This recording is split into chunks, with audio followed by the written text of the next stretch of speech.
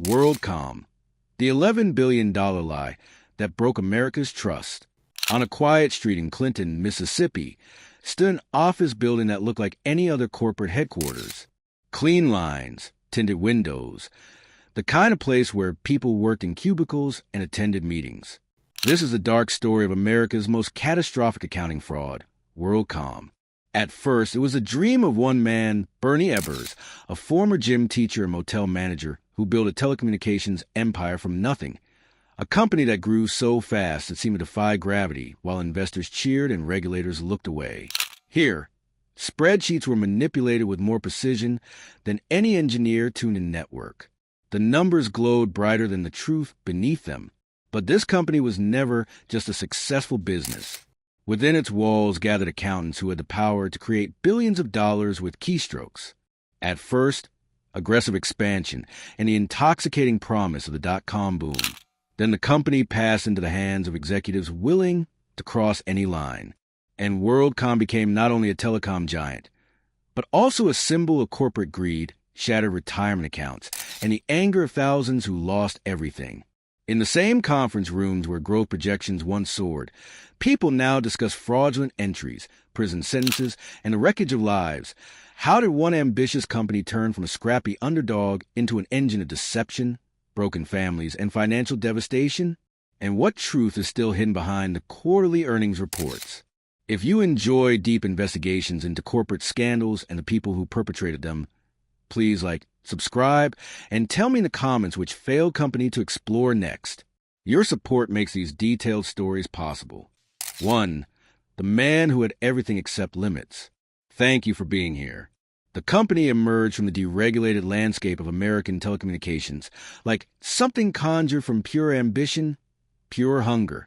By the late 1990s, WorldCom controlled a significant portion of America's internet backbone, handled billions of minutes of long-distance calls, employed 80,000 people across dozens of countries.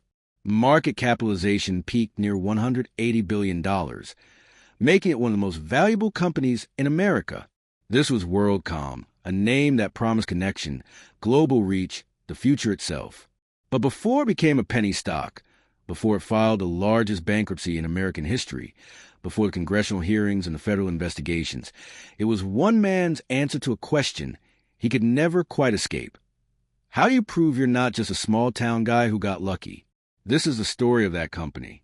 And the story begins, as so many American stories do, with ambition, spectacular amounts of it, and the strange way success can open nearly every door and still leave the most important validation just out of reach.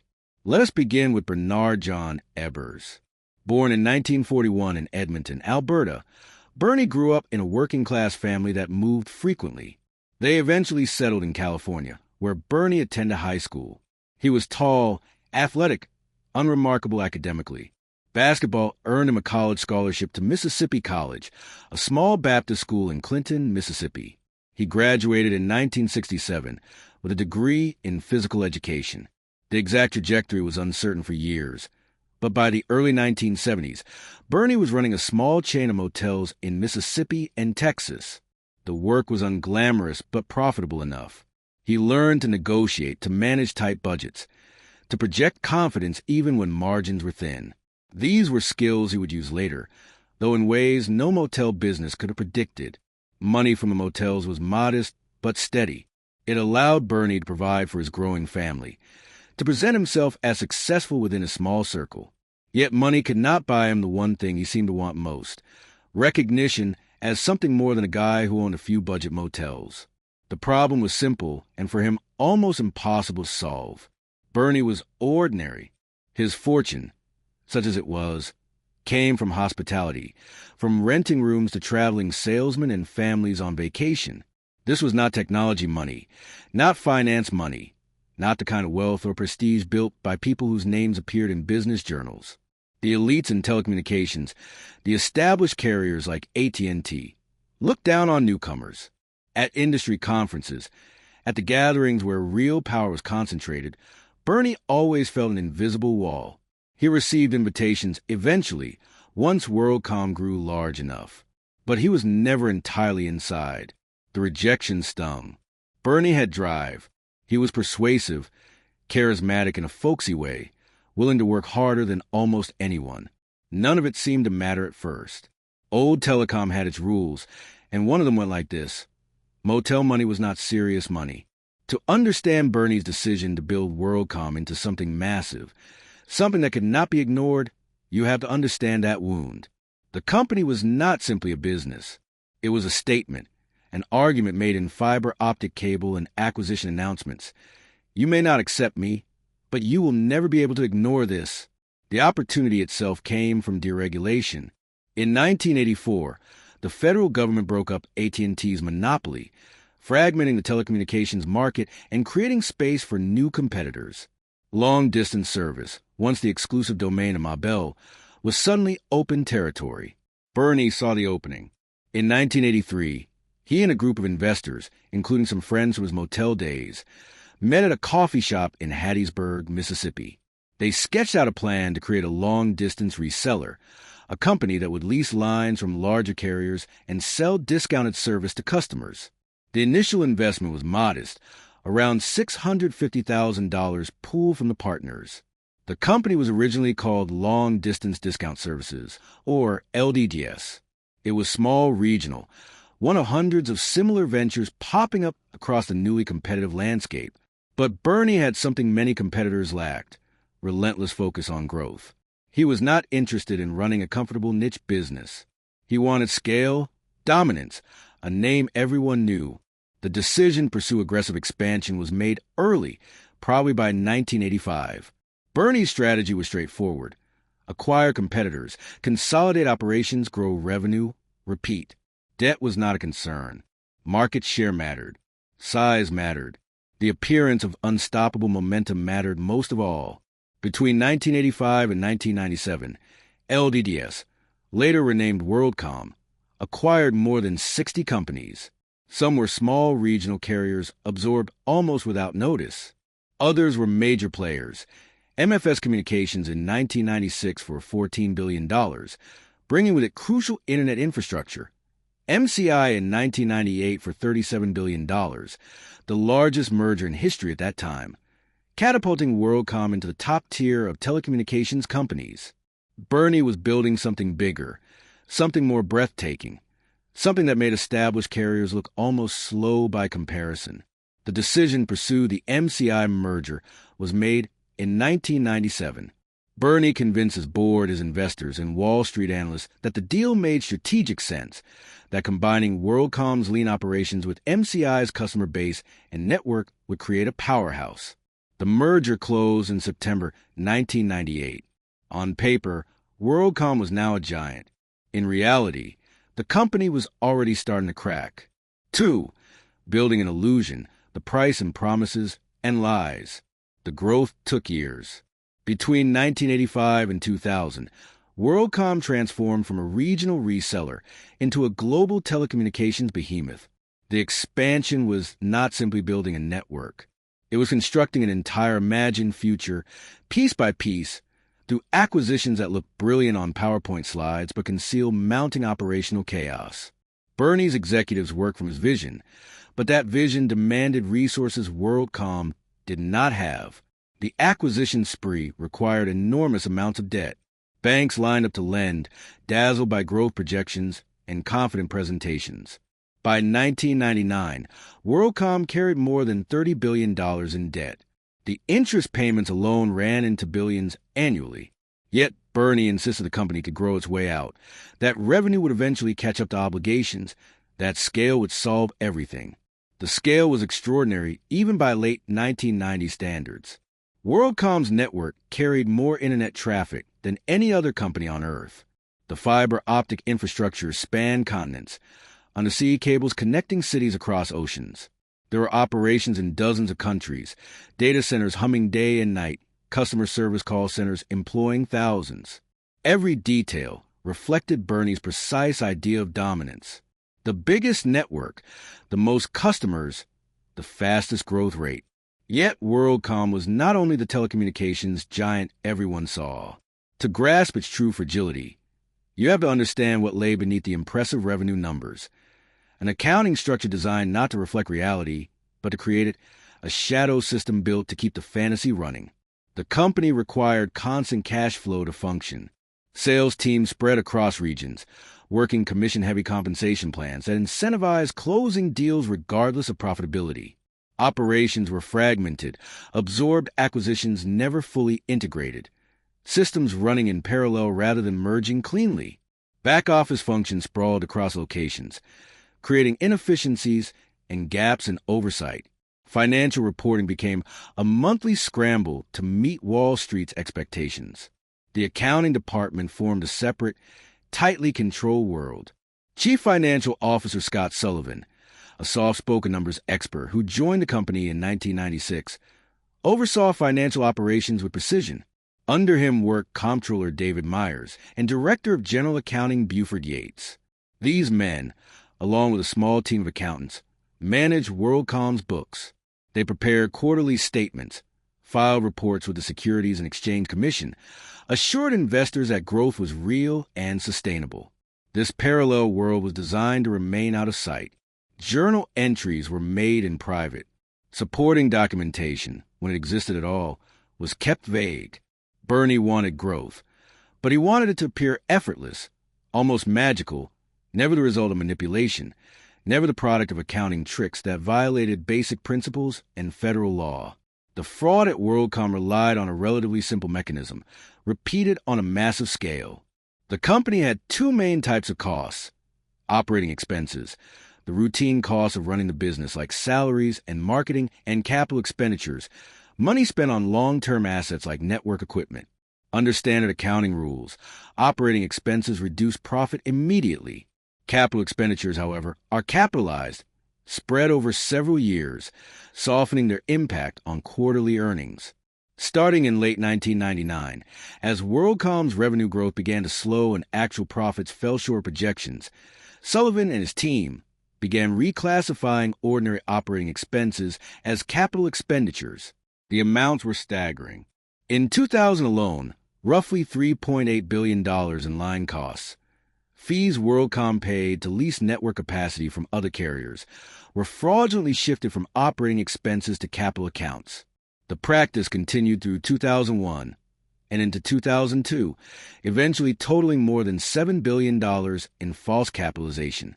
The shift happened quietly, journal entries made without proper authorization, without supporting documentation, without the knowledge of WorldCom's external auditors.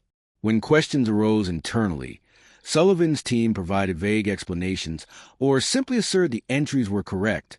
The fraud was not technologically sophisticated. It was bureaucratic, hidden in the mundane mechanics of ledger adjustments that few people outside the accounting department ever saw. The scale was stunning. The fraud eventually totaled approximately $11 billion when additional manipulations were uncovered, including inflated revenue through fictitious accounts and other schemes. Over $150 billion in today's money when you account for the scale of the company and the market impact. And that figure covered only the direct accounting fraud, not the stock value destroyed, not the retirement savings evaporated, not the trust shattered across financial markets. Timing made everything even more striking. WorldCom's fraud peaked during the dot-com boom, a period when investors were already willing to believe almost anything about technology and telecommunications companies. While Bernie presented confident growth forecasts in analyst calls, his accountants were systematically falsifying records. While Sullivan assured investors that margins were healthy, his team was making illegal entries to manufacture those margins. The contrast was brutal, impossible to ignore once exposed, though for years almost everyone tried their best. Bernie himself apparently never saw this contradiction as a moral problem. He believed sincerely that the company was fundamentally sound, that the accounting adjustments were temporary measures to smooth out reporting, that revenue would eventually materialize and retroactively justify the numbers. Whether the accountants making the fraudulent entries agreed with that view is something some of them would later testify about in court. The fraud was discovered in stages. Beginning in early 2002, Cynthia Cooper, WorldCom's Vice President of Internal Audit, grew suspicious of unusual capital expenditure entries.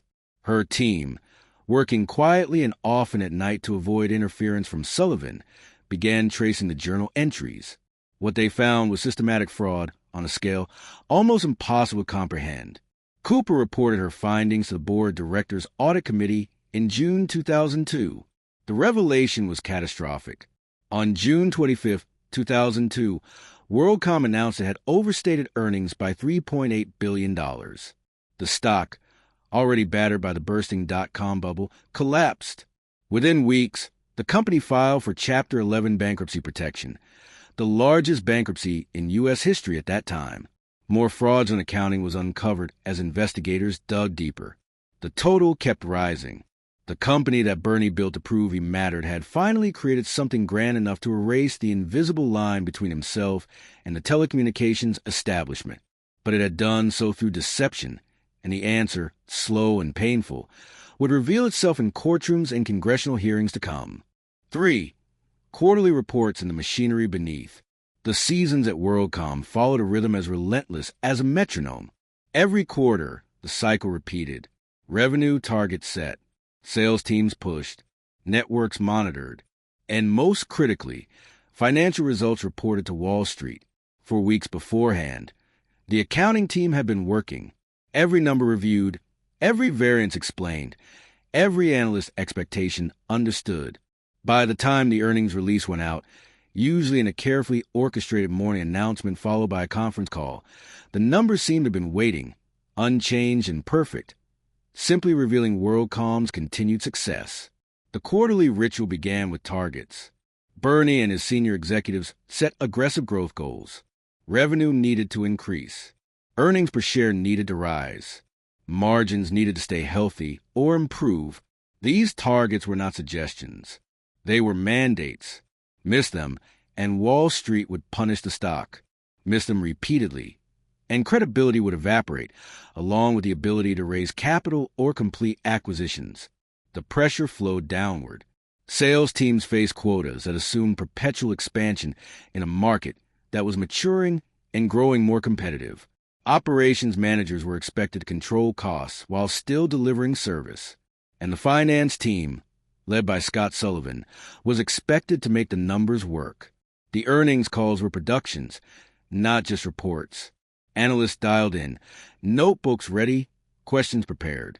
Bernie or another executive would present highlights. Revenue up X%, customer additions strong, network investments on track. Sullivan would walk through the financial details, answering questions about margins, cash flow, guidance for the next quarter. The tone was always confident. The message always the same. WorldCom was executing its plan. Growth was sustainable. The future was bright. After the call, the stock would react, usually positively, at least until the late 1990s boom ended. Investors traded on the results. Financial journalists wrote summaries. And inside WorldCom, the machine geared up for the next quarter, the next set of targets, the next round of pressure. But beneath this choreography ran the machinery that made it all possible. While executives presented polished numbers to analysts, the accounting team scrambled to generate those numbers through methods that violated every principle of honest financial reporting. Sullivan's team operated with near-military precision. They knew which accounts to adjust, which entries to make, which documentation to avoid creating. The fraudulent capitalization of line costs happened in carefully timed journal entries, usually late in each quarter, after operating results were clear, but before final reports were due. One accountant would prepare the entry. Another would review it. Someone, usually Myers or Yates, would approve it. The amounts were massive, sometimes hundreds of millions of dollars in a single entry, but the process was routine. No elaborate justification. No detailed supporting analysis. Just a directive from above and the technical execution below. The pressure was relentless. Quarterly close periods brought 12-hour days, sometimes longer. The accounting staff knew the entries were wrong. Some voiced concerns internally.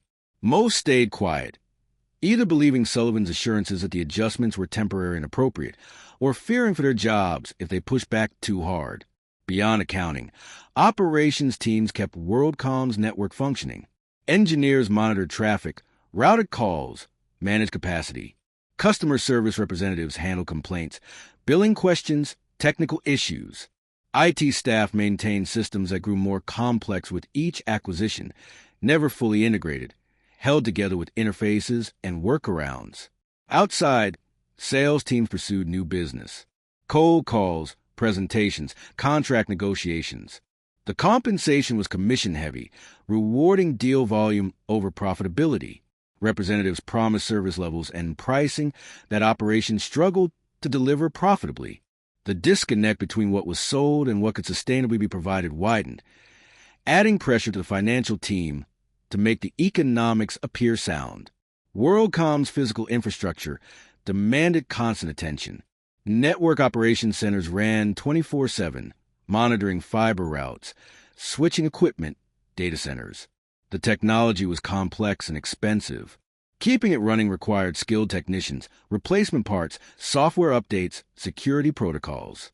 Failures could disrupt service for thousands of customers, triggering penalty clauses and damaging the company's reputation. The workforce, at its peak around 80,000 employees, formed a world of its own. Engineers in network operations centers, accountants in finance departments, sales representatives in regional offices, customer service agents in call centers. Each group occupied a different relationship to fraud. Most had no idea it was happening. Some, particularly in finance, knew or suspected but felt powerless to stop it. A few, the inner circle around Sullivan, were directly complicit. The contrast was always there, even if few people named it aloud. In investor presentations, WorldCom was a streamlined, efficient giant, a model of modern telecommunications. In reality, it was a collection of acquired companies awkwardly stitched together, running on incompatible systems, held together by accounting fraud and constant refinancing. The machinery functioned because of this division. The fantasy of sustainable growth depended on it. Investors came to WorldCom's story to believe in the internet revolution, to participate in the transformation of global communications. That belief required numbers that supported the narrative, financial results that confirmed the vision. When reality failed to provide those numbers, Sullivan's team manufactured them. On some evenings, after the earnings release had gone out and the analyst reactions were tallied, Sullivan would review the quarter's results. The silence then was different. Not the charged anticipation before a call, but something heavier, more uncertain. The question that the accounting fraud had been designed to answer still lingered in that silence. How long could this continue? The spreadsheets, sophisticated as they were, offered no reply. For the boom years and the illusion of permanence, the world beyond Clinton, Mississippi, was changing. By the late 1990s, the internet was reshaping commerce, communication, and daily life. .com startups raised billions. Telecommunications companies poured money into infrastructure, convinced that bandwidth demand would grow exponentially forever. Investors chased tech stocks with almost religious fervor. Traditional valuation metrics, profit, cash flow, were dismissed as outdated. Growth was everything. At WorldCom, the boom years rolled on. Bernie kept the acquisition machine running through the late 1990s with almost stubborn consistency. The deal announcements kept coming. MFS, CompuServe, MCI. The stock climbed, split, climbed again. Employees saw their 401k balances swell. The quiet assumption among many was that this trajectory, this particular arrangement of growth and wealth creation, would last indefinitely.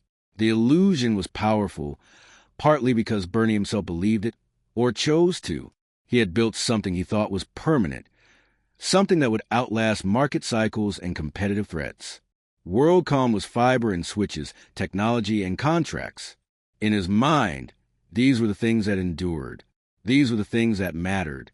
But permanence, it turned out, was more complicated than infrastructure. When the dot-com bubble burst in March 2000, everything shifted. The NASDAQ crashed, losing nearly 80% of its value over the next 2 years. Technology companies that seemed invincible evaporated. Venture capital dried up. The telecommunications sector, overbuilt and overcapitalized, faced a reckoning. WorldCom, like the rest of the industry, found itself struggling with overcapacity. The company had billions invested in network infrastructure designed for traffic levels that were not materializing. Revenue growth slowed dramatically. Corporate customers cut telecom spending. Competition intensified as desperate carriers slashed prices to maintain market share. The financial pressure became acute. WorldCom's massive debt load, accumulated through years of acquisitions, suddenly looked dangerous rather than strategic. Interest payments consumed cash that the business was no longer generating in sufficient quantities. Wall Street's patience, once seemingly infinite, began to wear thin. Bernie was aging under the stress. By 2000, he was 59 years old. His leadership style, charismatic and instinctive rather than analytical, was increasingly out of step with the methodical crisis management the situation demanded. His personal finances were also becoming entangled with the company's. He had borrowed hundreds of millions of dollars from banks, using his WorldCom stock as collateral. As the stock price fell, margin calls threatened to force him to sell shares, which would have signaled panic and driven the price even lower. The board arranged for WorldCom to guarantee some of Bernie's personal loans, a decision that would later draw fierce criticism as a conflict of interest and a breach of fiduciary duty. The company was effectively propping up its CEO's personal finances, while its own situation deteriorated. The question that had haunted Bernie for years began to change shape. No longer would they accept me, but instead, can I keep this going? The answer was increasingly unclear. WorldCom's business model depended on growth, but growth was stalling. The company's value proposition assumed increasing demand for bandwidth, but demand was flattening. The financial structure required access to capital markets, but investor enthusiasm was fading. The accounting fraud, which had started as a way to smooth out quarterly fluctuations, became essential to maintaining the appearance of viability. Without the fraudulent entries, WorldCom would have reported losses. With losses, the stock would have collapsed, triggering covenants on debt agreements, forcing asset sales or worse. The fraud was no longer just about meeting Wall Street's expectations. It was about survival. Sullivan and his team escalated their manipulations. The amounts grew larger. The methods became more brazen. Reserve accounts, set aside for legitimate business purposes, were rated to boost revenue. Corporate unallocated revenue accounts, essentially made-up categories, were created to park fictitious income. The internal controls that should have prevented such entries were bypassed or ignored. More troubling still was this. Even if they had wanted to stop, unwinding the fraud would have been catastrophic. Restating years of financial results would have destroyed any remaining credibility. Admitting the manipulation would have triggered lawsuits, regulatory action, criminal investigations. The fraud had created its own momentum, a logic that made continuing seem like the only option, even as the risk compounded. Bernie slowly began to think about what came next, though probably not with the clarity the situation demanded. What happened to a company like this when the trick stopped working?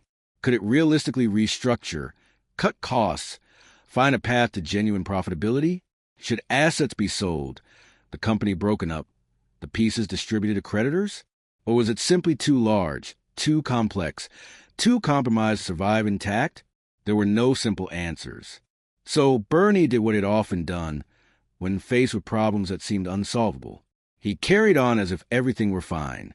The quarterly calls continued. The assurances to investors resumed. The accounting team kept making their fraudulent entries. But something fundamental had shifted. The permanence he thought he had built into fiber and contracts revealed itself as temporary after all. WorldCom would outlast him, certainly. The network was too extensive to simply vanish. The customer relationships had value, yet what the company would become, who would control it, and whether any trace of Bernie's original vision would survive, all of that was suddenly in doubt. The company stood on its foundation of debt and deception, impressive from a distance, but increasingly unstable up close, waiting for a future its creator could no longer clearly imagine. 5. The confession no one wanted. Cynthia Cooper made her decision in early 2002. She was vice president of internal audit at WorldCom, a position that gave her authority to examine the company's books, but not the power to force cooperation from senior executives. Her instincts told her something was deeply wrong. The capital expenditure numbers didn't make sense. The amounts were too round, too large, too inconsistent with what she understood about the business. Her solution reflected both her professionalism and her determination to find the truth regardless of the consequences. She would conduct a quiet investigation, working outside normal business hours to avoid interference from Scott Sullivan, whose cooperation she did not trust and whose involvement she increasingly suspected. The idea was not without precedent. Internal audit teams are supposed to provide independent oversight to verify that financial controls are working and that reports are accurate. But WorldCom's culture discouraged questioning senior management. Bernie's leadership style was autocratic. Sullivan controlled financial information tightly. Auditors, both internal and external, were expected to accept explanations and move on. Cooper drew up a plan. Her team would examine specific capital expenditure accounts, trace the journal entries, request supporting documentation, and interview the accountants who had made the entries. The approach was methodical, careful, designed to build an ironclad case before confronting anyone in power. She began her investigation in May 2002. The deeper her team dug, the worse it looked. They found billions of dollars in line costs improperly capitalized. They found entries made without proper authorization. They found patterns of manipulation stretching back years. The evidence was overwhelming and devastating. Cooper reported her preliminary findings to KPMG, WorldCom's external auditor, in early June. She then approached Max Bobbitt, head of the audit committee of WorldCom's board of directors. On June 20, 2002, she presented her findings to the full audit committee. WorldCom had fraudulently overstated income by at least $3.8 billion. The committee's reaction was shock, followed by crisis management. They confronted Sullivan, who initially tried to defend the accounting treatments, then grew evasive. They demanded his resignation. They contacted the SEC. They began preparing for the public announcement they knew would destroy the company's remaining credibility. On June 25, 2002, WorldCom announced the fraud. The disclosure was brief, clinical, devastating. The stock, which had already fallen from highs near $60 to single digits, collapsed to pennies. Trading was halted. Lawsuits began almost immediately. The rejection of everything Bernie had built must have been crushing. He had spent nearly 2 decades creating a telecommunications empire, buying his way into the industry's top tier, proving that a former gym teacher from Mississippi could compete with anyone. In that sense, he had succeeded spectacularly. But he had not succeeded in building something sustainable, something honest, something that could survive scrutiny. The problem WorldCom faced was the same problem that had shadowed Bernie himself: excess built on lies. The company was simply too leveraged, too dependent on fraudulent accounting, too removed from genuine economic value. What worked as a growth story during the boom turned into a catastrophe the moment anyone looked closely at the numbers. The bankruptcy filing came on July 21, 2002, less than a month after the fraud was disclosed. With $103 billion in assets, it was the largest bankruptcy in U.S. history, a record that would stand until Lehman Brothers in 2008. The filing listed $41 billion in debt. Thousands of employees lost their jobs almost immediately. More would follow in the months ahead. The company's executives found themselves staring at an uncomfortable question. If WorldCom's business model had been viable, why did it require $11 billion in accounting fraud to look successful?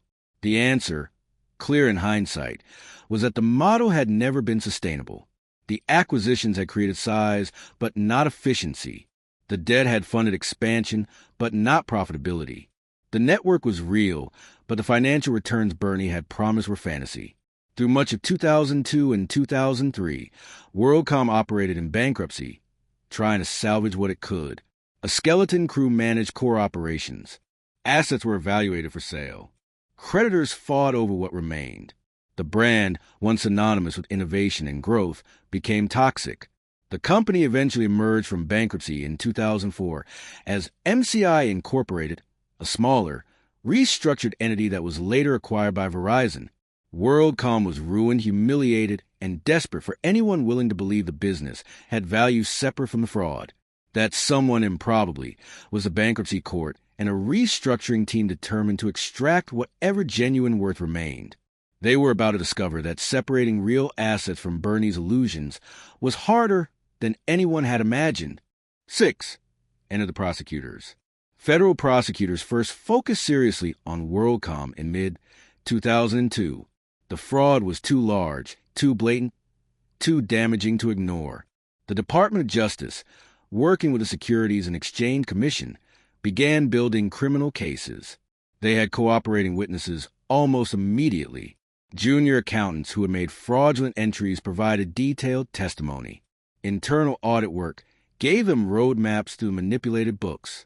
The evidence was overwhelming. Their first target was characteristically straightforward: the accountants who had executed the fraud. David Myers, the controller, and Buford Yates, director of general accounting, were among the first indicted. Both pleaded guilty relatively quickly and agreed to cooperate with prosecutors. Their testimony would become crucial in cases against higher-level executives. Scott Sullivan, the CFO, faced far more serious charges. He was indicted in August 2002 on securities fraud, conspiracy, and filing false statements with the SEC. Prosecutors portrayed him as the architect of fraud, the man who designed the scheme and directed others to carry out. Sullivan's defense would later argue that he was following orders from Bernie Ebbers, but prosecutors had evidence of Sullivan's direct involvement in creating and concealing the fraudulent entries. Bernie's exposure was the biggest question. He had not been an accountant. He had not personally made journal entries, but he was CEO. He had set the targets that made fraud feel necessary. He had benefited enormously, both in compensation and in stock value artificially inflated by false financial reports. The question was whether prosecutors could prove he knew about the fraud, or whether he could claim ignorance, insulated by layers of management. The investigation proceeded methodically through 2003. Prosecutors interviewed hundreds of witnesses. They reviewed millions of pages of documents. They traced money flows, stock sales, loan transactions. They built timelines showing when the fraud had started, how it had escalated, and who had been involved at each stage. Bernie's legal strategy was to deny knowledge. He claimed Sullivan had handled financial matters and that he, Bernie, had trusted his CFO's assurances that the numbers were accurate. It was a difficult position to defend. Bernie had been deeply involved in every major aspect of the company. He had pushed relentlessly for growth. His personal finances were entangled with WorldCom's stock price, giving him clear motive to want inflated results. Prosecutors obtained evidence that damaged Bernie's defense significantly. Witnesses testified that he had been briefed on the company's deteriorating financial condition. Documents showed he had been present at meetings where accounting issues were discussed. Most damagingly, the sheer scale of the fraud made claims of ignorance hard to believe.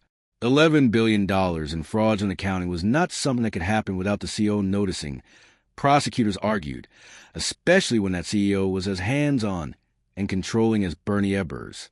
The trial began in January 2005 in federal court in Manhattan.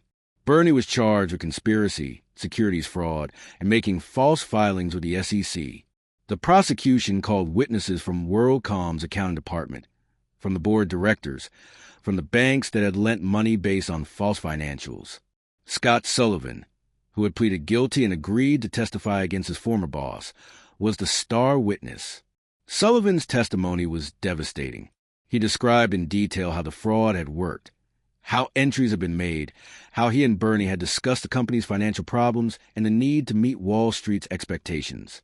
He admitted his own guilt, but insisted Bernie had known what was happening and had approved it, at least implicitly. Bernie's defense attacked Sullivan's credibility, portraying him as a liar trying to reduce his own sentence by blaming his boss. They emphasized that no document showed Bernie explicitly ordering fraud, that Sullivan had been the numbers expert, that Bernie had relied on his CFO's judgment. The defense was plausible but not persuasive enough. The jury deliberated for 8 days. On March 15, 2005, they returned guilty verdicts on all counts. Bernie showed little reaction. His attorneys vowed to appeal. The judge scheduled sentencing for later that year. The sentencing hearing in July 2005 was brief and grim. Federal prosecutors recommended a substantial sentence, arguing that Bernie's crimes had destroyed billions in shareholder value, cost thousands of people their jobs and retirement savings, and undermined confidence in financial markets. The defense pleaded for leniency, citing Bernie's age, his lack of prior criminal record, his contributions to the community. Judge Barbara Jones sentenced Bernie Ebbers to 25 years in federal prison, one of the longest sentences ever imposed for white-collar crime. Bernie was 63 years old. The sentence was effectively life. He would be eligible for release in his 80s, if he lived that long.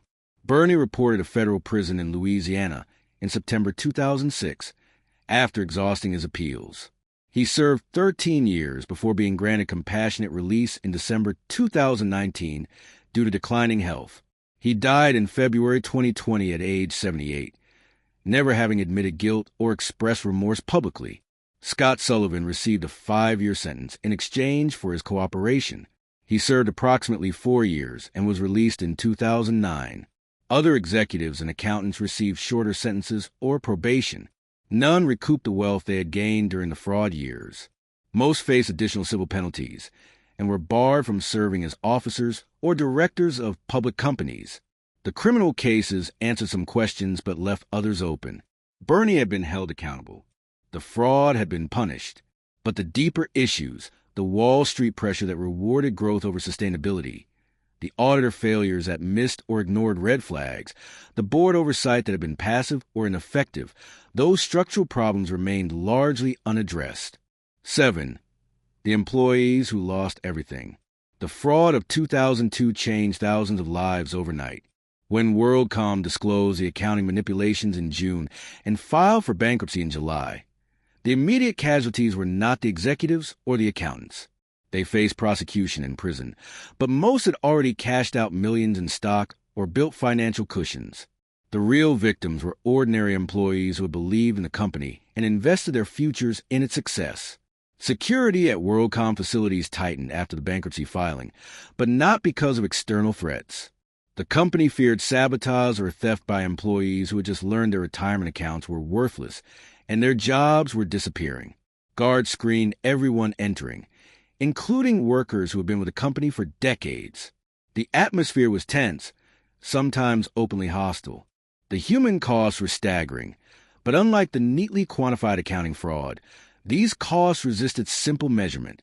How do you calculate the value of a retirement deferred, a college fund depleted, a home lost to foreclosure because severance ran out before new employment could be found? Employees who would work for WorldCom or at acquired companies faced different but equally devastating losses. Many have been encouraged, sometimes pressured, to invest heavily in company stock through their 401k plans. WorldCom matched contributions in stock. Financial advisors, often hired by the company, recommended keeping retirement savings in WorldCom shares.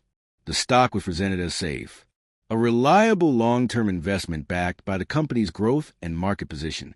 When the fraud was revealed and the stock collapsed, those retirement accounts evaporated. Workers in their 50s and 60s, planning to retire within a few years, watched decades of savings disappear. Younger employees saw nest eggs they had been building vanish. The losses were not abstract. They translated directly into postponed retirements, downsized lifestyles, abandoned plans. The layoffs followed in waves. The initial bankruptcy eliminated roughly 17,000 jobs almost immediately. More cuts came as the company restructured through 2003 and 2004. By the time WorldCom emerged from bankruptcy as MCI in 2004, the workforce had been slashed by more than half. Around 40,000 people who had worked for WorldCom at its peak were gone. Severance packages were minimal or non-existent. Bankruptcy law placed employee claims low in the priority order.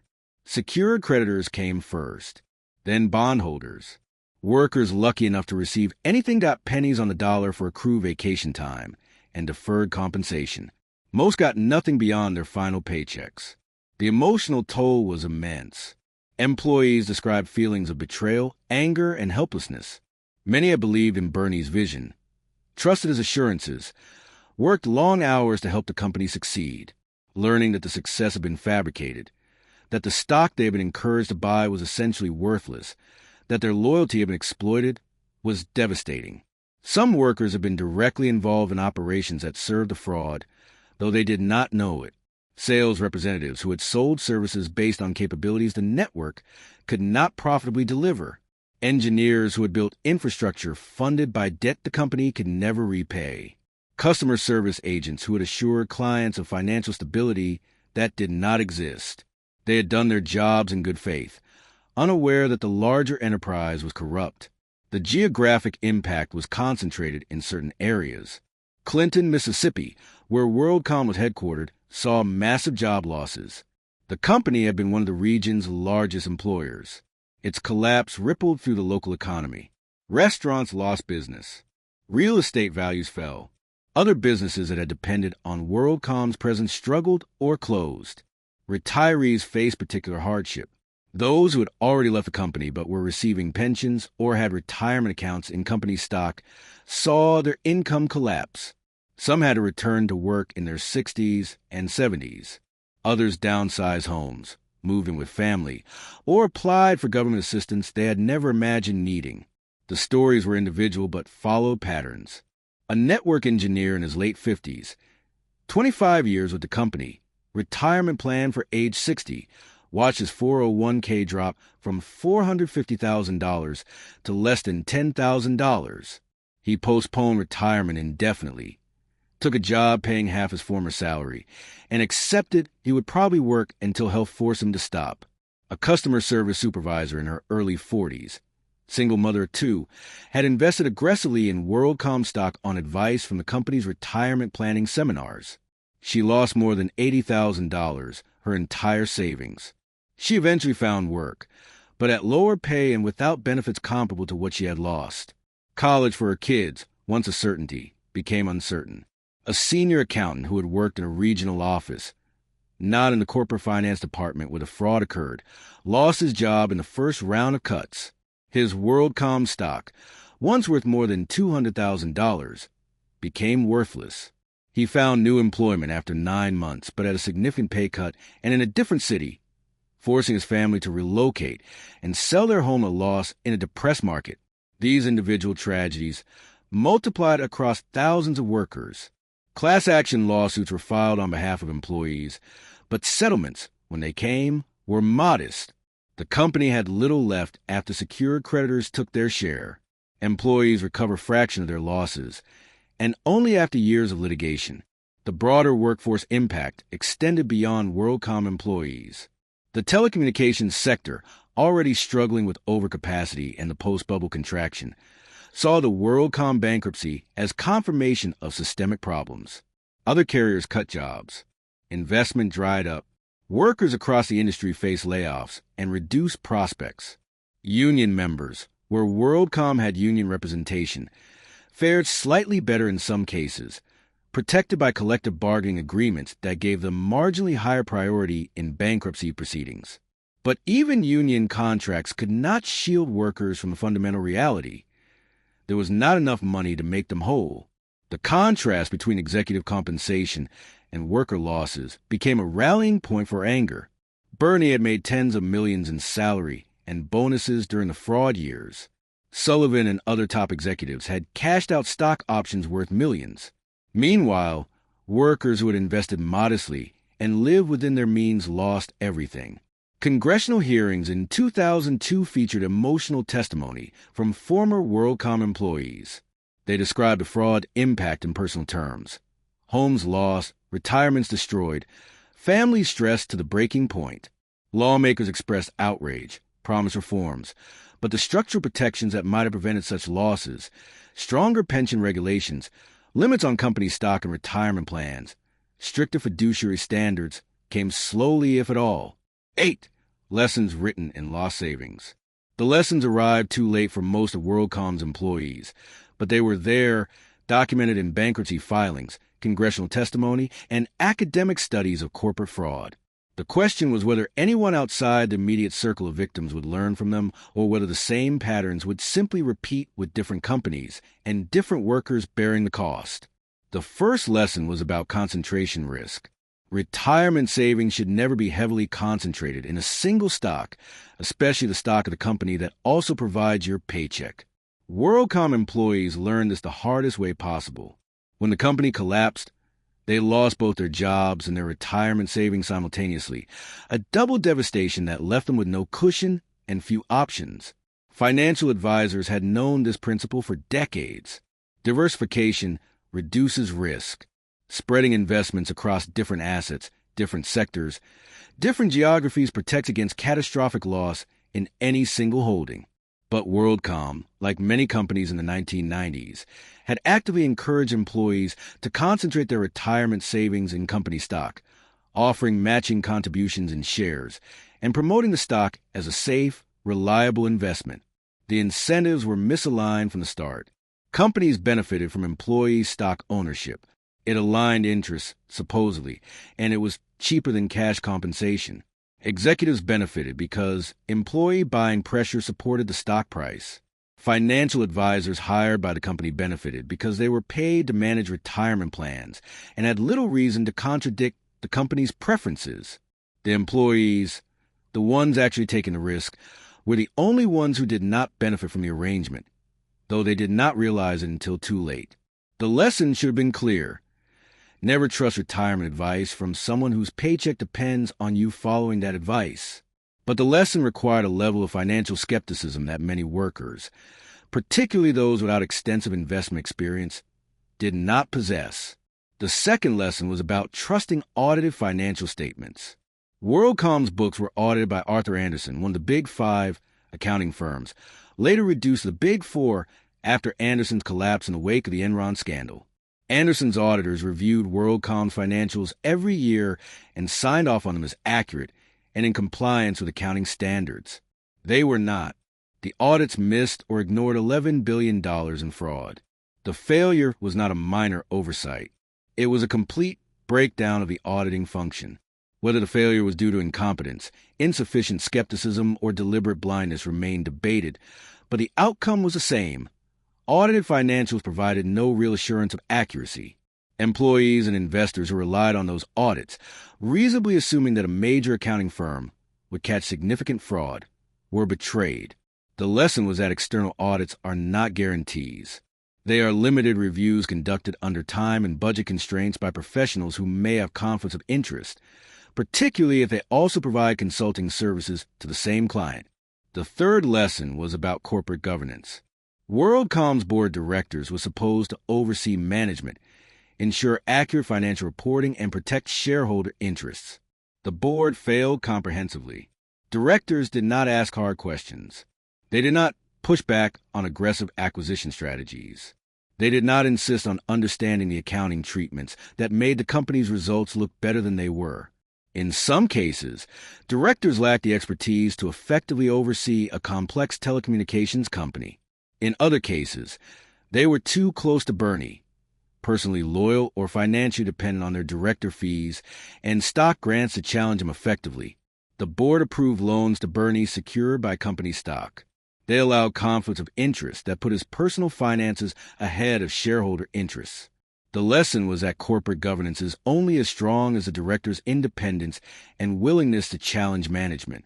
Boards stacked with friends, former colleagues, or people financially beholden to the CEO cannot provide effective oversight. Structural reforms, independent audit committees, stronger fiduciary duties, mandatory financial expertise might help, but ultimately governance depends on individuals willing to ask uncomfortable questions and accept uncomfortable answers. The fourth lesson was about regulatory oversight. The SEC, the federal agency responsible for protecting investors and ensuring accurate corporate disclosure, missed the WorldCom fraud for years. The agency's resources were limited. Its staff was stretched. The complexity of modern accounting made fraud easier to hide. But the fundamental failure was clear. The system designed to catch corporate fraud did not catch one of the largest frauds in history until an internal whistleblower brought it to light. Cynthia Cooper and her internal audit team did what the external auditors and the SEC should have done. They looked at the numbers skeptically. They demanded documentation. They followed the trail of journal entries until they found the fraud. They did so despite pressure from senior management, despite risks to their careers, despite working in an environment that discouraged questioning authority. The lesson was that whistleblowers are essential. Legal protections for whistleblowers, while improved somewhat after WorldCom and Enron through the Sarbanes-Oxley Act of 2002, remained incomplete. Whistleblowers still face retaliation, career damage, and social isolation, making it safer and easier to report fraud, with stronger legal protections and financial rewards, would help, but cultural change was harder to legislate. The fifth lesson, perhaps the most fundamental, was about the mythology of perpetual growth. WorldCom's fraud was driven by the need to meet Wall Street's expectations for continuous revenue and earnings increases. When real growth slowed, the company manufactured fake growth through accounting manipulation. The pressure to grow quarter after quarter, year after year, regardless of market conditions or business fundamentals, created an environment where fraud became almost inevitable. This pressure was not unique to WorldCom. It was and remains endemic to public markets. Companies that miss earnings estimates see their stocks punished. CEOs who deliver disappointing results face pressure from boards and investors. The incentive structure rewards short-term performance over long-term sustainability. Breaking this cycle would require investors to accept that companies cannot grow forever, that mature businesses in competitive markets will have periods of flat or declining revenue, that managing for long-term value is different from managing for quarterly earnings. It would require analysts, financial media, to stop treating missed estimates as catastrophic failures. It would require boards to insulate management from short-term market pressure and focus on sustainable strategy. None of these lessons were new. Versions of them have been learned and forgotten after previous corporate scandals. The savings and loan crisis in the 1980s, the junk bond frauds, earlier accounting scandals. The pattern repeated because the underlying incentives maximize short-term stock price, reward growth over profitability. Trust audited statements without verification remained unchanged. WorldCom's fraud was enormous, but it was not an anomaly. It was an extreme example of problems built into the system. The real question was whether the system would change or whether it would simply absorb the lesson as a temporary embarrassment before returning to business as usual. 9. After the trials, who pays for lies? The legal proceedings eventually concluded, but the economic and social consequences continued for years. Criminal trials sent executives to prison. Civil lawsuits resulted in settlements. Regulatory reforms, most notably the Sarbanes-Oxley Act, imposed new requirements on public companies. Yet life for those most affected by WorldCom's fraud, the employees and investors who lost savings and jobs, did not return to normal. This persistence raised a harder question. What happens to a company when its fraud is exposed? When the financial statements are revealed as fiction, when the executives are imprisoned, when the business model is shown to be unsustainable? WorldCom had become all of these things at once. A bankrupt estate being liquidated, a criminal case study, a cautionary tale used in business schools, a symbol brandished by reformers to argue for stronger regulation and by free market advocates to argue that markets eventually expose fraud. And yet it was also still, during the bankruptcy period, a functioning telecommunications network serving millions of customers, employing tens of thousands of people whose livelihoods depended on the company continuing to operate. The workers who remained at WorldCom through the bankruptcy stood in a difficult position. Network engineers kept the infrastructure running. Customer service representatives handled calls. Accountants, working under intense scrutiny now, prepared financial statements that actually reflected reality. For them, WorldCom was not primarily a symbol. It was an employer, one that might not survive, but one that currently paid their salaries. Those workers experienced WorldCom's scandal very differently from outside observers. For them, the fraud was not an abstraction or a debate topic. It was a daily reality that affected their job security, their reputations by association, their stress levels. Staying meant accepting the stigma of working for a disgraced company. Leaving meant entering a job market flooded with other telecommunications workers from failed or struggling companies. Their relationship to the fraud was fundamentally different from executives or investors. Most employees had no role in the accounting manipulations. They had done their jobs honestly, believing the company was successful.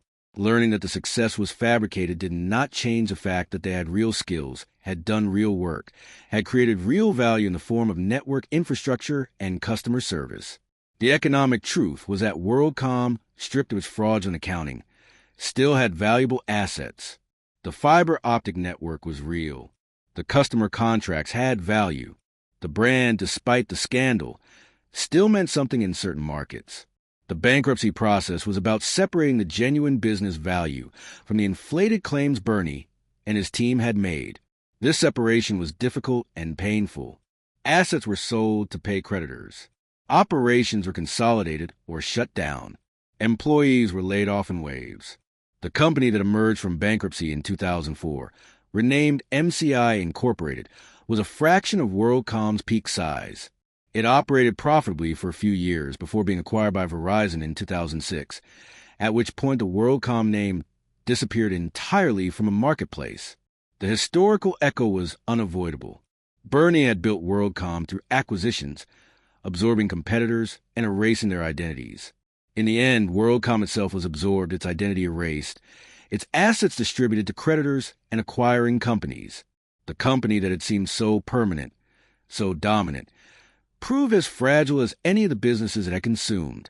Beyond the immediate stakeholders, WorldCom's fraud had broader impacts that were difficult to measure precisely.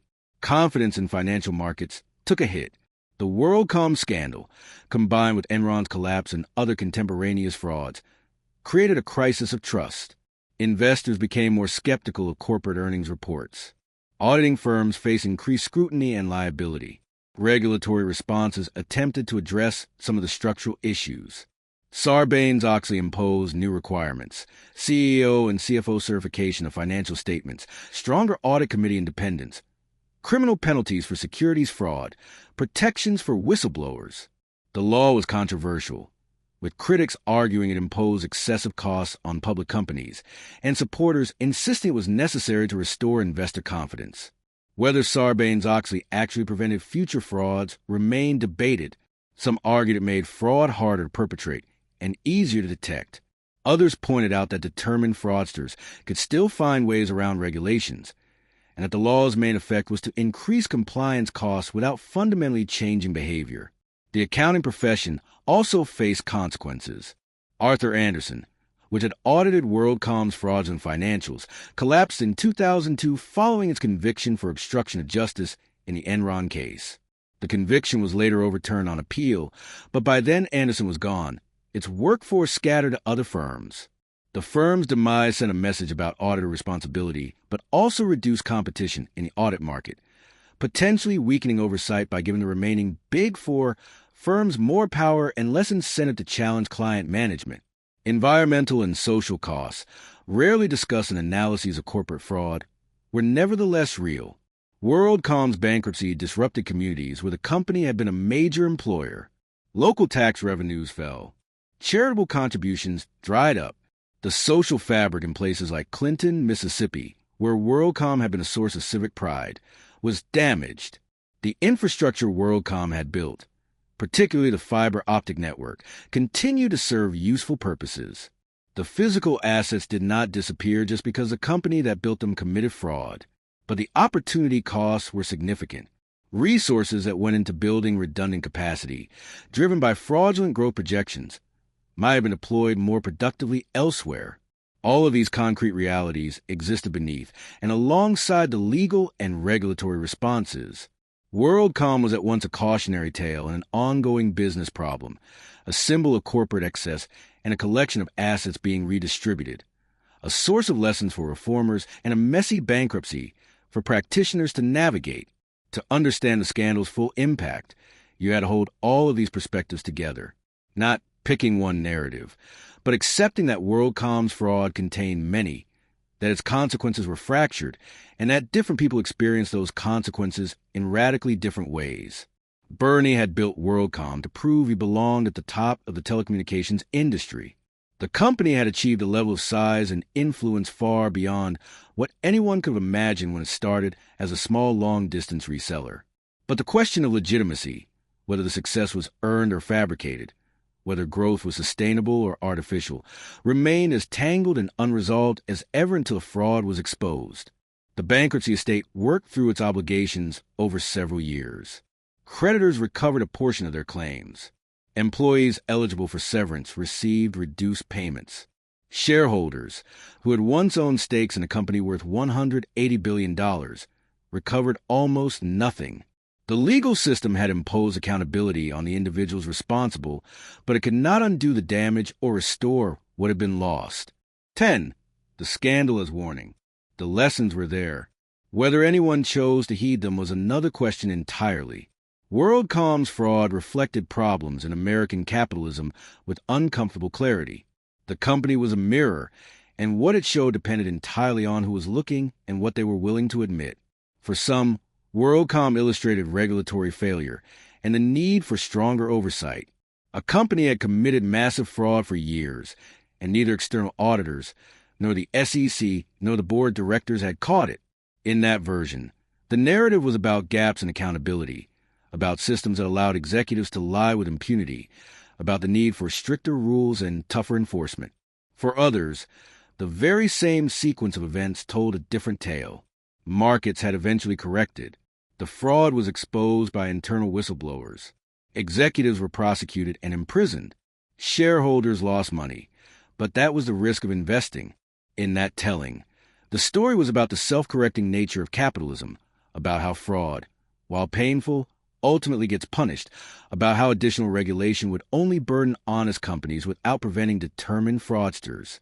Both narratives contained truth. Both left out crucial pieces. The real story at WorldCom was messier and more layered than either reform advocates or free market purists wanted to acknowledge. It was a story about incentives. Wall Street's relentless pressure for growth created an environment where executives felt they had to choose between meeting expectations through fraud or accepting stock price collapse and loss of access to capital.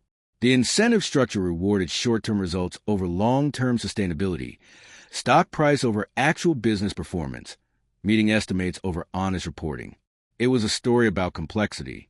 Modern accounting had become so intricate that detecting fraud required specialized expertise and deep skepticism. WorldCom's fraudulent entries, while simple in concept, were buried in thousands of pages of financial records. Auditors working under time and budget constraints, with limited access to company information, faced real challenges in verification. It was also a story about trust. Capitalism depends on trust. Trust that financial statements are accurate, that auditors are independent, that boards represent shareholders, that regulators enforce rules. WorldCom's fraud damaged that trust, making investors more skeptical, auditors more cautious, regulators more aggressive. The cost of reduced trust, harder to quantify than direct financial losses, affected the entire economy. It was a story about how Americans mythologize business success. Bernie Ebbers was celebrated as a visionary, a self-made man who built a telecommunications empire from nothing. Media coverage praised his deal-making, his aggressive expansion strategy, his ability to challenge established players. Few questioned whether the growth was sustainable or whether the financial results were real, at least not until it was too late. Those myths mattered because they obscured reality. Bernie did not build WorldCom alone. He relied on bankers willing to lend billions, investors willing to buy stock at inflated valuations, accountants willing to manipulate numbers, employees willing to work long hours, and regulators willing to approve questionable mergers. Success was collective, but credit was individual. Failure, when it came, was also supposed to be individual, but the costs were distributed far more broadly than the earlier rewards. More honest stories about corporate success, stories that included luck, timing, regulatory decisions, access to capital, and yes, sometimes fraud, would not prevent future scandals, but they might create space to ask whether the current system actually served the economy well or whether different arrangements could work better.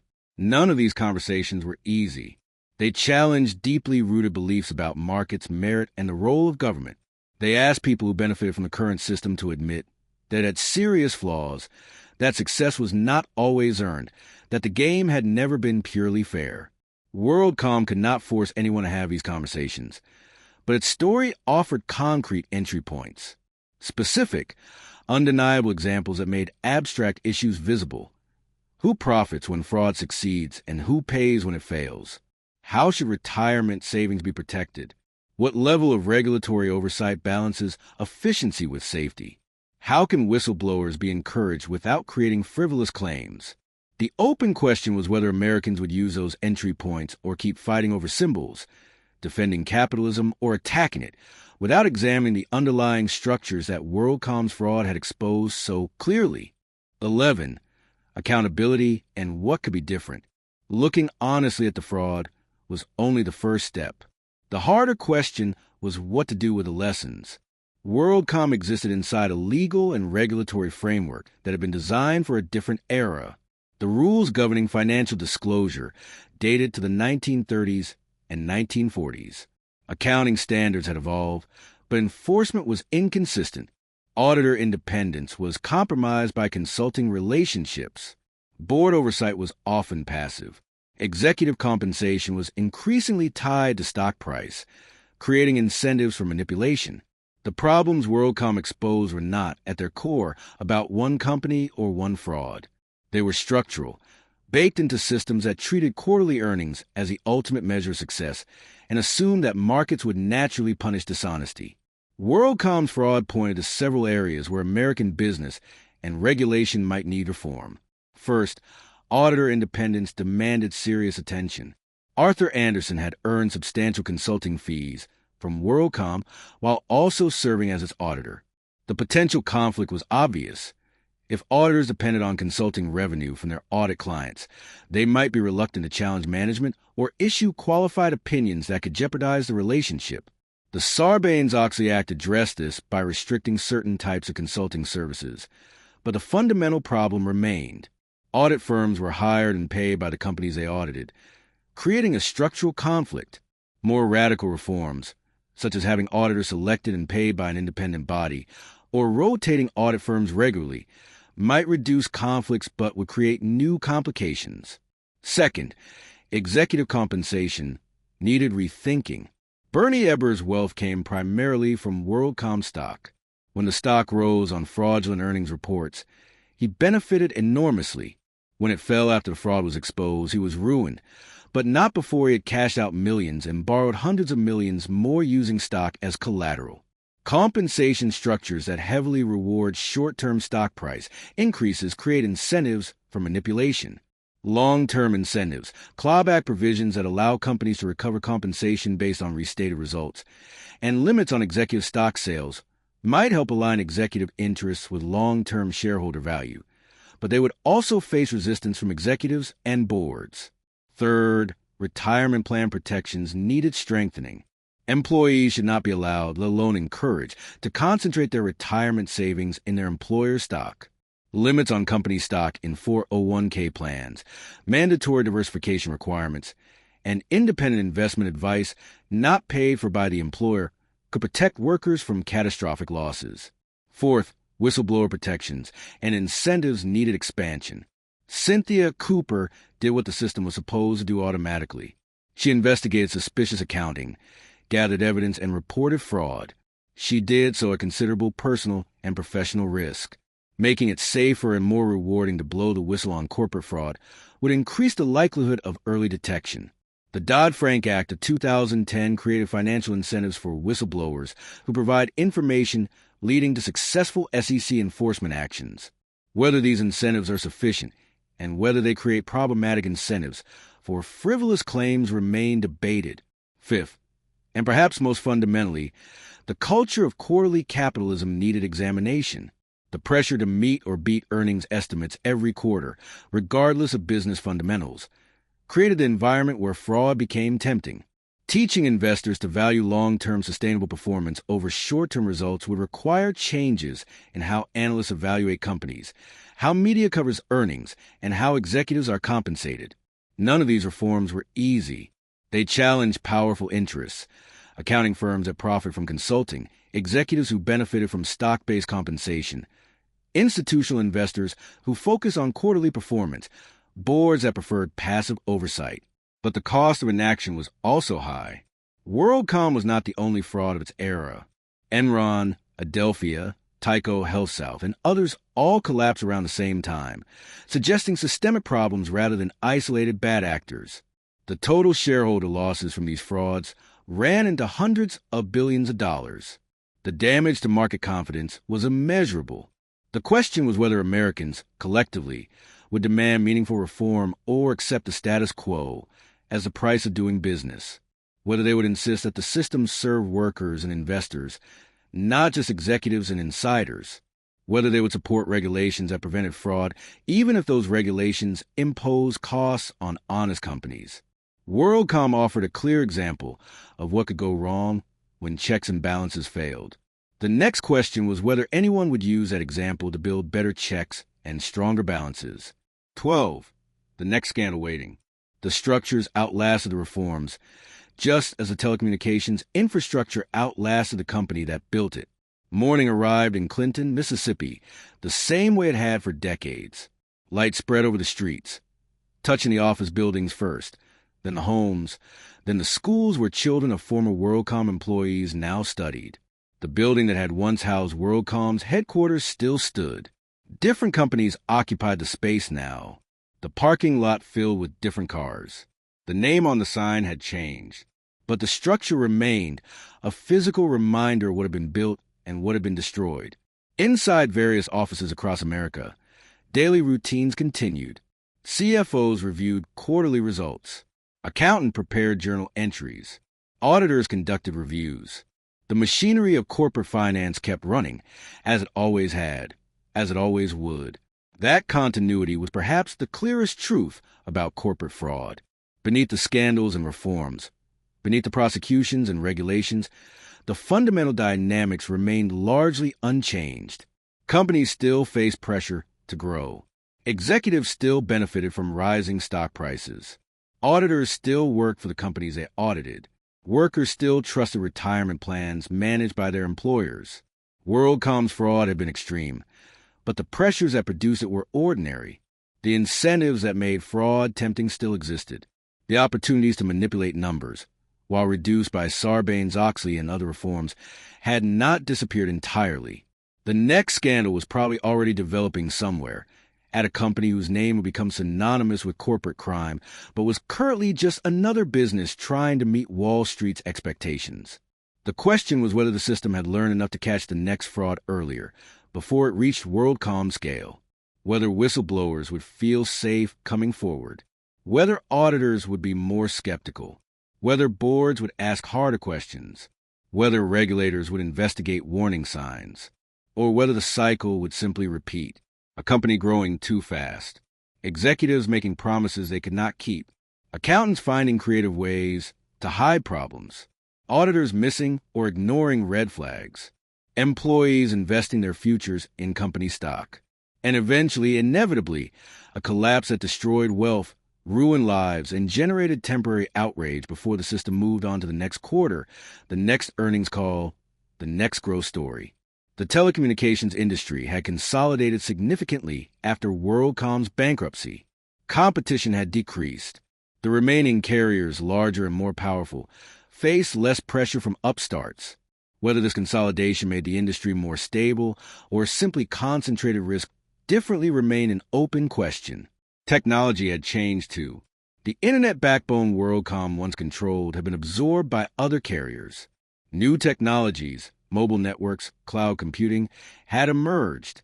The business landscape was different, but the fundamental dynamics of corporate finance, the pressure to grow, the temptation to manipulate numbers, the trust required for markets to function, remained the same. Future historians would look back at WorldCom as a cautionary tale from the early internet era. They would study the fraud mechanics, analyze what went wrong, draw lessons for their own time. Whether they would face similar scandals or whether meaningful reform would have prevented them depended on choices being made now. Buildings outlasted the scandals they housed. The office structures in Clinton, Mississippi, would probably stand for decades more, repurposed and reused. The fiber optic cables WorldCom laid would carry data long after the company's name was forgotten. Physical infrastructure endured, but institutions, the social and legal structures that govern corporate behavior, required active maintenance. Rules needed updating. Enforcement needed funding. Cultural norms needed reinforcing. Without constant attention, the system would drift back toward the conditions that made WorldCom's fraud possible. The choice belonged to regulators, legislators, investors, boards, executives, auditors, employees, and ordinary citizens. All of them had roles to play in either preventing the next fraud or enabling it. None of them could fully control the outcome alone, but collectively their choices would shape whether WorldCom remained an anomaly or became a template. 13. What we choose to remember. Attention was a choice, and choices about what to remember shaped what the future would inherit. WorldCom's story would be told and retold. But which version would last? Would it be the tale of Bernie's ambition? A small-town guy who built a telecommunications empire, but destroyed through greed? Would it be the accountant's betrayal? Numbers manipulated until they bore no relation to reality? Would it be Cynthia Cooper's courage? An internal auditor who risked her career to expose fraud? Or would it be something else? A version that included all of these threads but refused to crown any single one as the whole truth? The danger with corporate scandals was that they became morality plays. Clear villains, sympathetic victims, lessons about greed and hubris. WorldCom could stand for corporate excess or regulatory failure, individual criminality or systemic dysfunction. Each reading could be defended with carefully chosen facts. Each served particular agendas, and each, in its own way, hid as much as it revealed. Honest memory meant resisting this simplification, insisting that corporate frauds carried multiple truths, even when those truths clashed or made simple judgments impossible. WorldCom was at once a genuine telecommunications company that built real infrastructure and a fraud that destroyed billions in value. It was both a workplace where thousands earned honest livings and a vehicle for massive accounting manipulation. It was a story of individual criminal behavior and a story of systemic incentive structures that made fraud predictable, if not inevitable. All of these things were true simultaneously. Accepting that required holding contradictions without rushing to resolve them, living with complexity without forcing it into a tidy moral lesson. The historical record would preserve certain facts, dates of mergers, amount of fraudulent entries, lengths of prison sentences. But facts alone were not understanding. Understanding needed context, interpretation, willingness to ask uncomfortable questions about whose stories were privileged and whose were marginalized. The employees who lost their retirement savings deserved to be central to the story, not footnotes. Their names, when they could be included, should be recorded. Their experiences should be described. Their perspectives should sit alongside those of executives and prosecutors and reformers. The competitive context deserved attention too. WorldCom did not operate in a vacuum. It competed in a telecommunications market shaped by decades of regulation and deregulation, by technological change, by shifts in customer demand. Understanding why the company grew so fast and why its growth proved unsustainable required understanding that larger context. The cultural meanings of the fraud would keep shifting. What seemed crucial in the early 2000s might feel minor or puzzling to observers in the 2050s. The specific accounting techniques that enabled the fraud might interest future accountants and historians, but would likely fade from public consciousness. But the fundamental questions about trust in markets, about the balance between growth and sustainability, about who bears the cost when corporate ambitions exceed reality, those questions would remain relevant as long as capitalism existed. Education offered one defense against historical amnesia. Business schools taught WorldCom as a case study in corporate fraud. Accounting programs used it to illustrate the importance of professional ethics. Regulatory courses examined what went wrong and what reforms followed. But education required effort. Students had to engage with the material. Instructors had to present it honestly, not as a simple tale of good and evil, but as a complex situation where multiple failures combined to produce catastrophe. Businesses had to value ethical training enough to invest in it. Society had to support the institutions that provided education. In the end, the choice belonged to Americans collectively. The choice was not only about how WorldCom would be remembered, but about what kind of economy they wanted to sustain, what they wished to honor, what they were willing to question. Buildings and companies reflected those choices. WorldCom, whatever else it might be, was a mirror showing Americans things about themselves. Some flattering, some disturbing, all revealing. Whether anyone learned from that reflection depended entirely on how honestly they were willing to look. 14. Beyond WorldCom, a pattern not an exception. The willingness to look did not stop at one scandal. WorldCom was not unique. Across corporate America, similar patterns have played out in different industries with different executives, but eerily consistent dynamics. The early 2000s saw a wave of corporate frauds, Enron manipulating energy markets and hiding debt through off-balance sheet entities. Tyco executives looting the company through unauthorized bonuses and loans. Adelphia concealing billions in debt used to fund the founding family's personal investments. HealthSouth overstating earnings by billions to meet Wall Street expectations. Each fraud had specific details, particular schemes, individual villains. But the underlying patterns were remarkably similar. Pressure to meet earnings targets, executives with compensation tied to stock prices, boards providing insufficient oversight, auditors failing to detect or report problems, employees and investors trusting financial statements that were fiction. WorldCom was the largest, but it was not fundamentally different. It was a clear example, a case study in how corporate governance could fail, how accounting could be manipulated, how markets could be deceived for years. That recognition had implications for understanding future scandals. And there would be future scandals. The 2008 financial crisis involved different mechanisms, mortgage-backed securities and credit default swaps rather than fraudulent journal entries, but similar patterns: excessive risk-taking, inadequate oversight, misaligned incentives, trust betrayed. The questions were already familiar. Who built the system? Under what pressures? For whose benefit? Who keeps it running? What are the real risks beneath the public narratives? Where did the money come from? Which structures enabled the concentration of wealth and power? Whose needs does the system ultimately serve? These questions applied to WorldCom, to Enron, to the banks that failed in 2008, to the pharmaceutical companies that fueled the opioid crisis, to the tech companies that prioritized growth over user privacy. The details changed, but the underlying logic stayed constant. Pursuit of profit and growth with insufficient regard for consequences, costs imposed on workers and consumers and taxpayers, while gains accrued to executives and shareholders. Asking these questions repeatedly, refusing to be distracted by complexity or deflected by claims that this time is different, staying focused on incentives and accountability, was a discipline that reached far beyond WorldCom. It required skepticism toward corporate narratives, not automatic cynicism, but real curiosity about what companies claimed versus what they actually did. It required attention to power, who had it, how they used it, who bore the cost of their decisions. It required the ability to see harm and innovation together, to acknowledge that WorldCom built useful telecommunications infrastructure while also committing massive fraud, to recognize that human institutions are almost always mixed, never purely beneficial or purely harmful. This kind of analysis was difficult. It was easier to celebrate business success uncritically or condemn it totally. Easier to pick a side than to sit with ambiguity and contradiction. But easy stories produce shallow understanding, and shallow understanding let the same patterns repeat, because no one really learned from the last iteration. WorldCom offered a chance to learn, if people were willing to take it. Its 2-decade arc contained lessons about ambition and accountability, about growth and sustainability, about how corporate structure intersects with public interest, about how businesses both create and destroy value. Those lessons traveled well.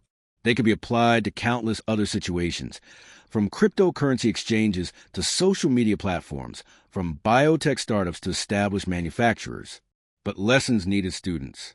They required willingness to admit that reality was more complicated than talking points, that cherished assumptions might be wrong, that systems that benefited some people harmed others. Whether Americans collectively had that willingness remained an open question. The partisan battles around business regulation suggested otherwise, that ideological loyalty often drowned out evidence, that many people preferred simple narratives to messy realities. But public conversation was not destiny. Individual choices still mattered. Every person who encountered WorldCom's story, through documentaries, articles, business school classes, or conversations with those who have been affected, made decisions about what to notice, what to question, what to care about. Those small decisions, multiplied across thousands or millions of people, gradually shaped how society understood itself and what it decided to change or preserve. WorldCom could not force those decisions. It could only exist as a historical example, its story available to anyone who cared to examine it. The patterns were there. The lessons were there. The remaining question was what people would choose to do with what they saw. 15. The choice before us. The choice was immediate, and it was not going away. Corporate fraud continued. New variations on old themes emerged regularly. Technology created new opportunities for both innovation and deception. The regulatory system struggled to keep pace. Whatever came next would grow out of decisions being made right now. In boardrooms and trading floors, in regulatory agencies and legislative chambers, in business schools and employee break rooms, in investment decisions and career choices. Those decisions would quietly reveal what Americans actually valued. Did they care more about innovation or stability, about growth or sustainability, about shareholder returns or stakeholder welfare, about freedom or accountability? None of these choices were simple. Reasonable people disagreed. But the questions mattered because they forced into the open priorities that usually went unspoken. WorldCom also posed a smaller, more personal question to anyone who encountered its story. What kind of relationship did you want to have with corporate power? Did you want to trust it without question? Assume that success proved virtue, accept whatever narrative management provided? Did you want to reject it entirely, see only exploitation and deception, flatten everything into heroes and villains? Or did you want something harder, to evaluate critically, to demand evidence, to hold several truths simultaneously without collapsing them into easy judgment? That last posture was the most demanding and the most honest. It required effort and humility. It traded comfortable certainty for actual understanding, quick outrage for sustained engagement. WorldCom warranted that kind of attention, not because the company was unique or its fraud unprecedented, but because it was concrete, a specific example that made abstract issues visible, a case where multiple threads of American economic life tangled in one catastrophic knot. The lessons still waited, documented in court records and academic studies, and the memories of those who lost savings or jobs or faith in the system. Whether those lessons would be learned, whether the next generation of business leaders and regulators and investors would do better, depended on choices being made now. The choice was there, immediate and unavoidable. Look honestly at what happened and why, or move on to the next story, the next scandal, the next crisis without really understanding the patterns beneath. History moved forward, patient and relentless, recording choices and consequences, giving everyone fewer excuses for pretending they did not know, for claiming the warnings were not clear. If you found this investigation valuable, please subscribe, and tell us in the comments which other corporate collapse you'd like us to explore next. Your suggestions help us uncover the hidden stories behind corporate America's biggest failures.